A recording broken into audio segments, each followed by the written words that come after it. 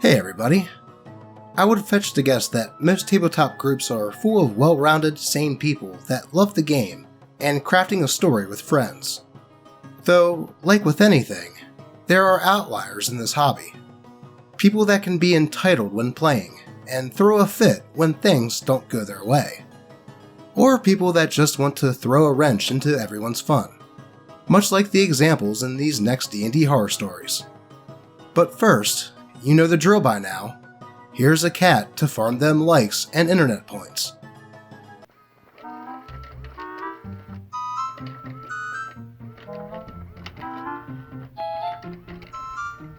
He is really good at his job.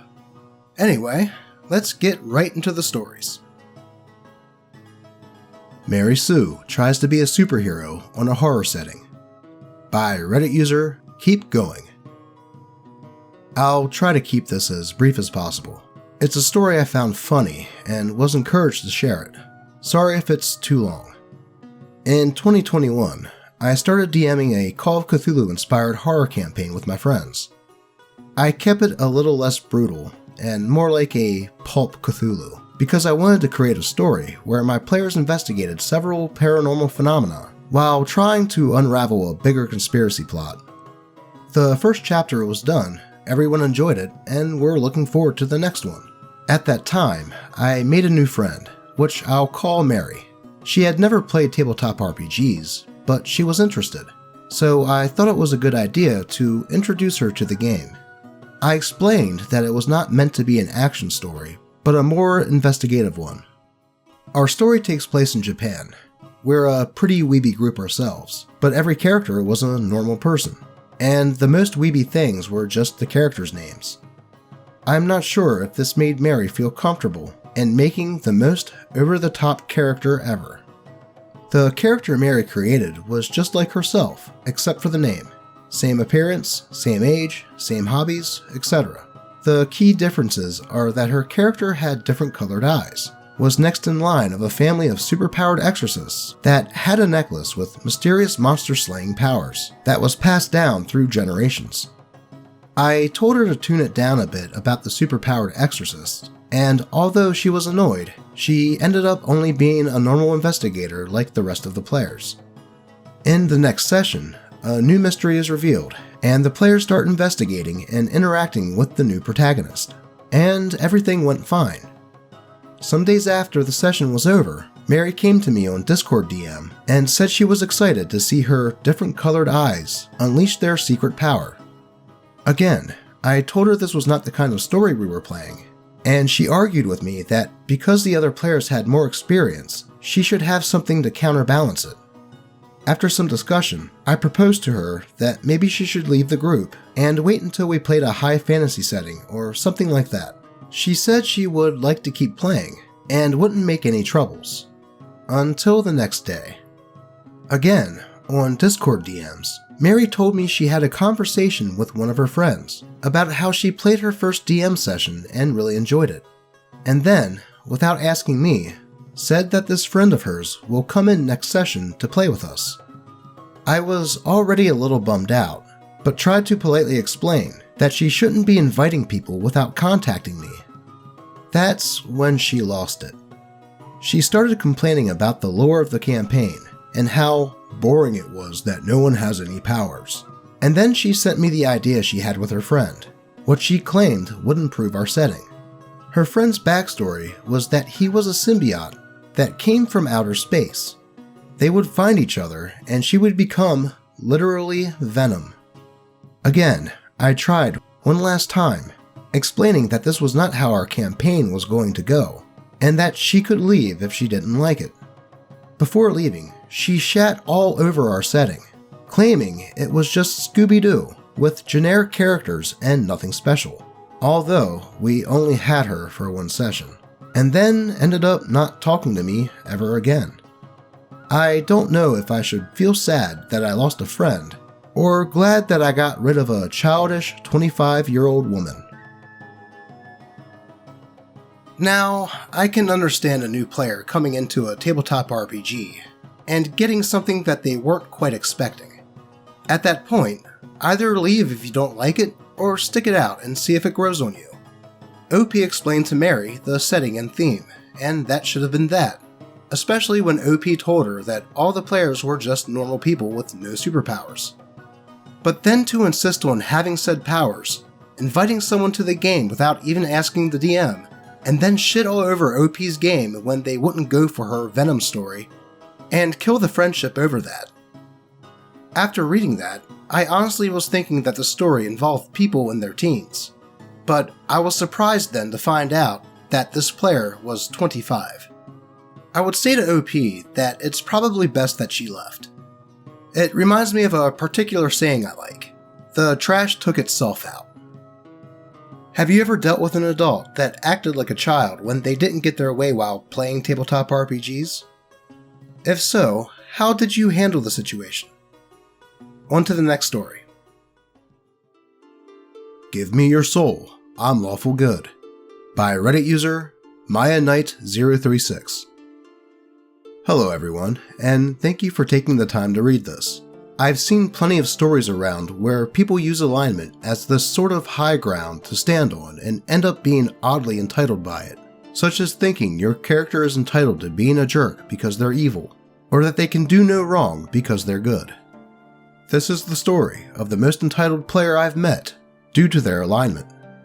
The cast is as follows: the DM, as the DM of this story; the princess, as the entitled player; the bard, friend and romantic interest in the game of the princess; the fighter, mostly unimportant, mostly; me, as myself of course.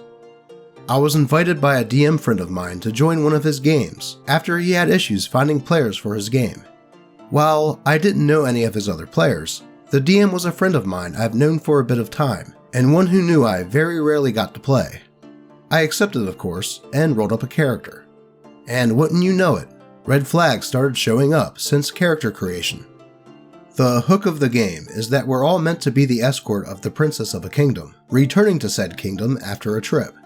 The bard was the court musician, the fighter was the royal knight of the princess, and I was a mercenary who they hired for extra muscle, and they would meet during the first session. Originally, the DM intended for the princess to be an NPC, since she was basically just a living MacGuffin. But the princess, as her name suggests, wanted to play as this MacGuffin, and refused to play unless the DM would allow her to be the princess. The DM relented and allowed it. I was a bit worried by this, given making a player have such a central role usually comes with issues, but I just bit my tongue and let the game roll. Session 1 rolled up and things seemed alright. My character was the DM's way for everyone to introduce their characters around, given my own character was an outsider to what was supposed to be a predetermined group. We all did basic introductions. Most of us. The princess went on a long rant and pretty much dumped her entire backstory in the same basic introduction. How she was the heir of a large kingdom, blessed by the gods at birth, and given cleric powers for reasons she doesn't know. Destined for greatness and burdened by duty, yada yada yada yada. This was just a teaser of what was to come. More sessions come by and the game is mostly alright. The plot ends up being that the kingdom the princess and everyone else belongs to gets invaded by demons, and the players have to go around finding these relics to beat up the big bad demon king. Nothing great, yet nothing awful. However, each session was plagued by the behavior of the princess. You see, the problem is that the princess felt like she was the party leader, and given everyone in character but me was basically sworn to serve her, she kind of was. The problem is that the princess was not very smart. Most of the plans she came up with were needlessly dangerous, reckless, and at times suicidal.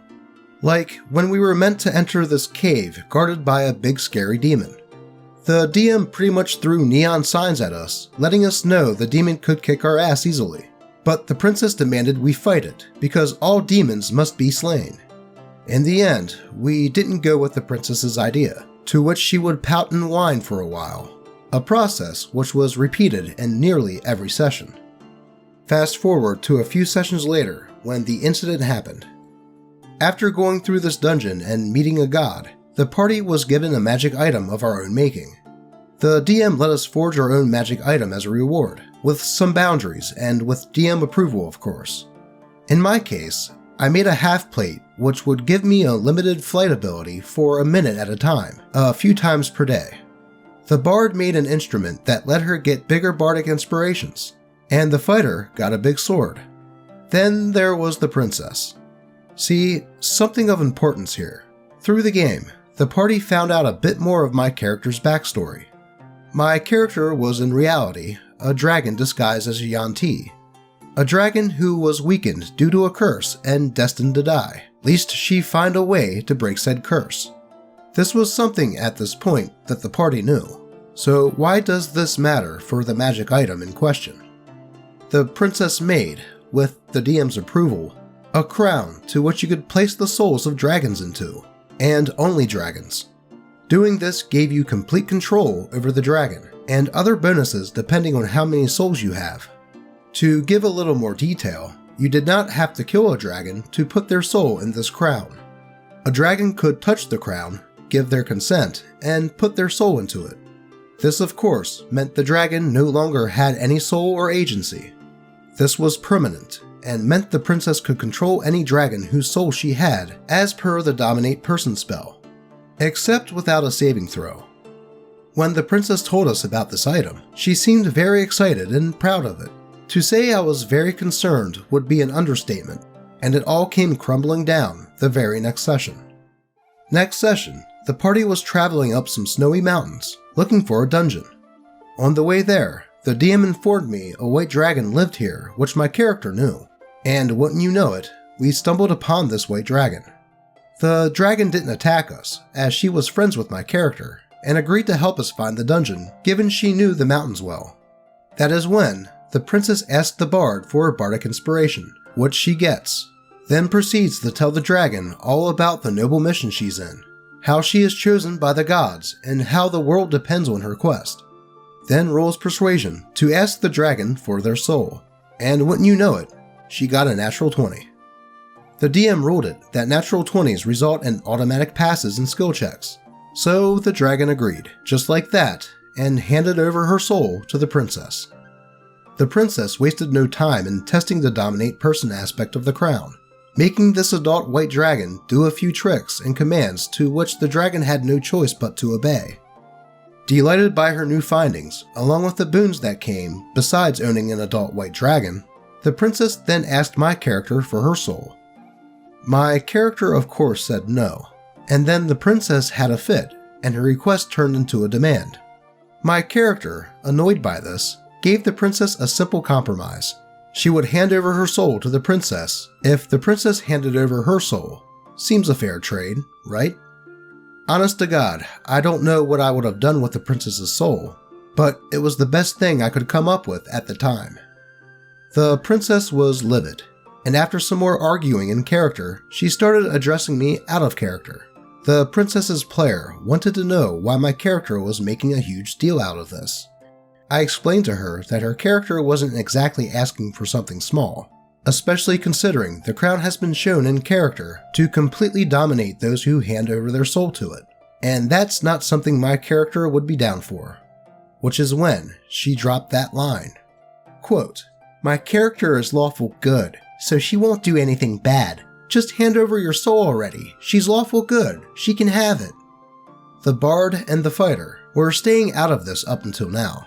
When I kept rejecting the princess demanded in character that the bard and the fighter seize my character and make her hand over her soul. The bard and the fighter were reluctant to engage in PvP, so instead, not wanting any further confrontation, began asking me in character to hand over my soul. At this point, I was pretty fed up with this. The argument had lasted for about an hour at this point, and I didn't see it going anywhere. And I was getting pretty upset myself.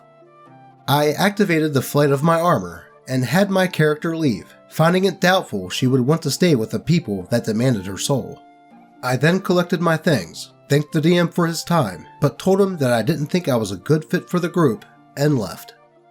The DM called the session then, and spoke to me afterwards, asking if there was anything he could do to make me stay. I told him that my main problem was with the princess player, and unfortunately, the DM could do little about their character, given that they were the driving force of the plot. Meanwhile, the princess's player was throwing a fit, telling everyone who would listen about how I ruined the game, how I'm a problem player, and how good her character was. I never returned to the game. The fighter tried to talk me into forgiving the princess and coming back, citing that the princess suffered from social anxiety, and that I should be lenient with her. The princess, meanwhile, tried explaining to me that she made that crown item for me, to give the party an excuse to go around and meet dragons, and she thought that I was the one who should apologize for ruining the game. I didn't see the game changing, or the princess changing, so I never returned. From what my friend, the DM, told me, the game ended a few months later, when during a session, the princess had another fit, this time against the DM. Rage quit the game, and with no princess, the game can't go on, so the game ended. TLDR, entitled player thinks their alignment means they should get whatever they want, whenever they want. Man, there's a lot to unpack here. Firstly, a player should never be placed in the role of the main reason for the quest, as it can give that said player a bad case of main character syndrome, and Princess demanding she play that role should have been grounds for her not playing at all. The DM should have put his foot down and told her no, and if she didn't want to play because of it, so be it. Then for her to try to take OP's character's agency away, to the point of demanding that they do so, I would have left as well. The DM should have never okayed that item to begin with, and he should have stipulated that she couldn't do that to OP.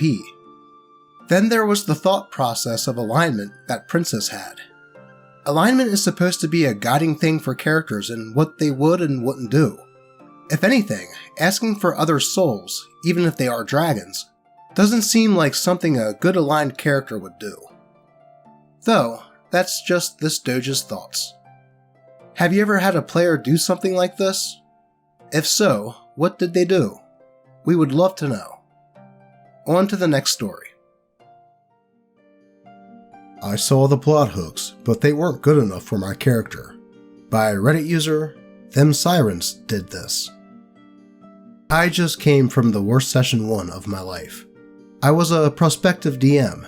I'm brand new at it. I made a server, and this guy, Trevor, pulled in some friends of his to be players, so I didn't even have to recruit. I was so excited to run this one-shot, as I'd worked on it for months. I thought it had a good story, interesting plot hooks, and the like. Basically, you start on a simple mission and end up being caught in this darker plot. I thought it was really neat, and that they were going to enjoy the story. Trevor started by setting fire to a pile of dead NPCs, and then eating them because, as I found out right at the start of the session instead of beforehand, he was an evil-aligned cannibal edgelord. No plot hook about the corpse pile taken. The group came across some sort of draconic encampment in the caves that seemed out of place, plus a skull with a hole between its eyes. Again, no plot hook taken. The group found the object of their mission and put it to a vote whether they should just abandon the entire story. I finally broke a bit and said that they had plot hooks, but they were deliberately ignoring them. They reluctantly agreed to humor me and finished this one-shot. They fought my 2 married enemies. Then Trevor sliced them both in half and said that he wanted the sorcerer to use mending to make one half from each body into one new whole body. I told him mending didn't work that way, and he said fine.